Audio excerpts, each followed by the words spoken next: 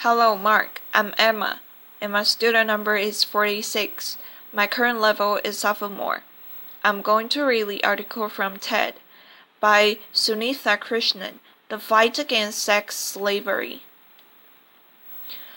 I'm talking to you about the worst form of human rights violation, the third largest organized crime, a $10 billion industry. I'm talking to you about modern-day slavery. I'd like to tell you the story of these three children, Sunitha, Shaheen, and Anjali. Sunitha's mother was a woman in prostitution, a prostituted person. She got infected with HIV, and towards the end of her life, when she was in the final stages of AIDS, she could not prostitute. So she sold 4-year-old Sunitha to a broker. By the time we got information we reached there, Sunitha was already raped by 3 men.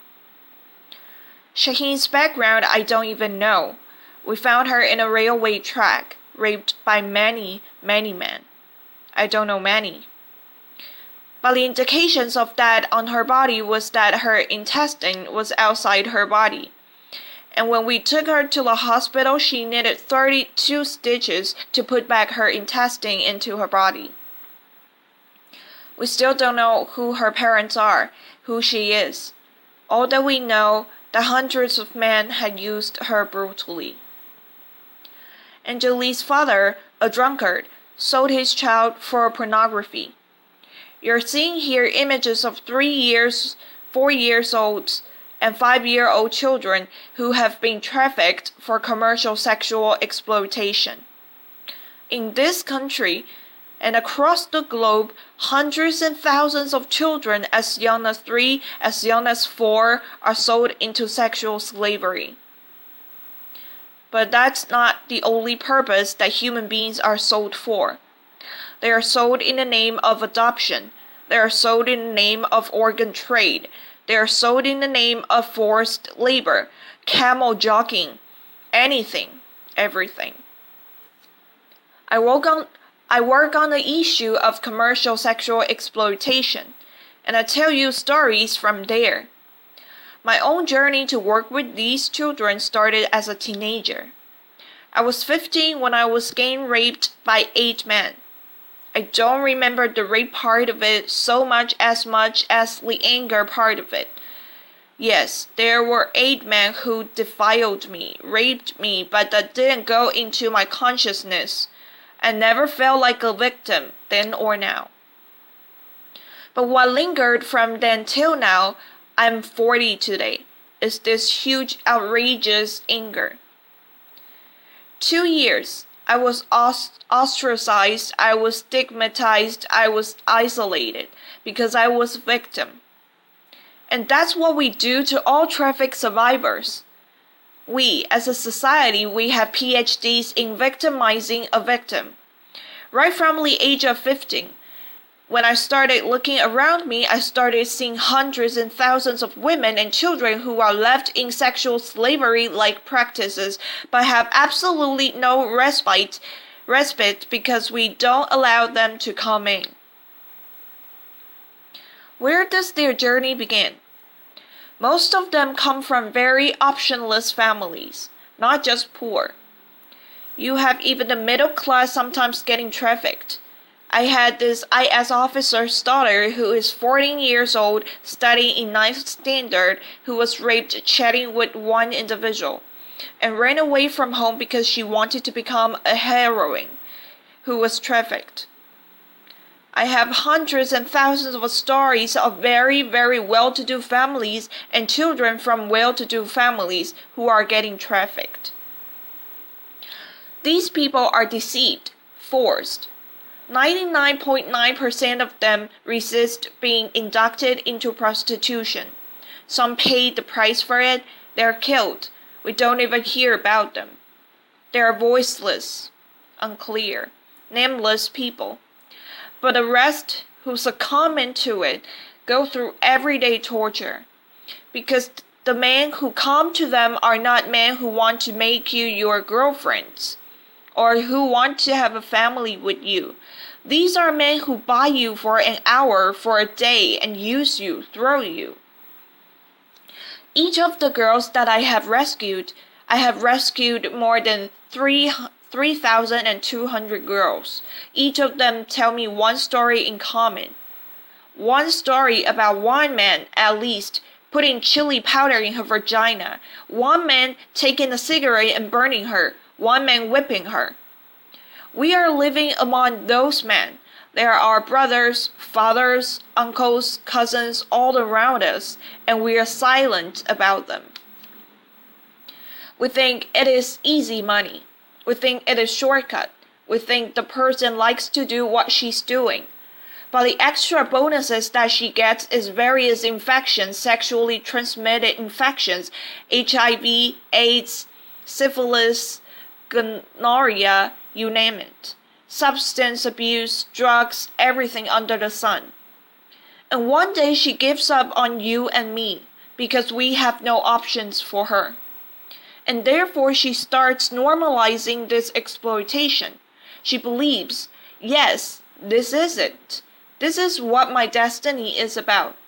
And this is normal, to get raped by 100 men a day. And it's abnormal to live in a shelter. It's abnormal to get rehabilitated. It's in that context that I work. It's in that context that I rescue children. I've rescued children as young as 3 years, and I've rescued women as old as 40 years. When I rescued them, one of the biggest challenges I had was, where do I begin? Because I had lots of them who were already HIV infected. 1/3 of the people I rescue are HIV positive. And therefore my challenge was to understand how can I get out the power from this pain. And for me, it was my greatest experience. Understanding my own self, understanding my own pain, my own isolation was my greatest teacher. Because what we did with these girls is to understand their potential. You see a girl here who is trained as a welder. She works for a very big company, a workshop in Hyderabad, making furnitures. She earns around 12,000 rupees. She is an illiterate girl, trained, skilled as a welder. Why welding and why not computers? We felt one of the things that these girls had is immense amount of courage. They did not have any pardas inside their body, hijabs inside themselves. They've crossed the barrier of it. And therefore they could fight in a male-dominated world very easily and not feel very shy about it. We have trained girls as carpenters, as masons, as security guards, as cab drivers. And each one of them are excelling in their chosen field, gaining confidence, restoring dignity, and building hopes in their own lives. These girls are also working in big construction companies like Rumkey Construction as masons, full-time masons. What has been my challenge? My challenge has not been the traffickers who beat me up. I've been beaten up more than 14 times in my life. I can't hear from my right ear. I've lost a staff of mine who was murdered while on a rescue. My biggest challenge is society. It's you and me. My biggest challenge is your blocks to accept these victims as our own. A very supportive friend of mine, a well-wisher of mine, used to give me every month 2,000 rupees for vegetables. When her mother fell sick, she said, "Sunitha, you have so much of contacts. Can you get somebody in my house to work so that she can look after my mother?" And there's a long pause, and then she says, "Not one of our girls." It's very fashionable to talk about human trafficking in this fantastic AC hall. It's very nice for discussion, discourse, making films and everything, but it is not nice to bring them to our homes. It's not nice to give them employment in our factories, our companies. It's not nice for our children to study with their children, their aunts. That's my biggest challenge. If I'm here today, I'm here not only as Sunitha Krishnan. I'm here as a voice of the victims and survivors of human trafficking. They need your compassion. They need your empathy.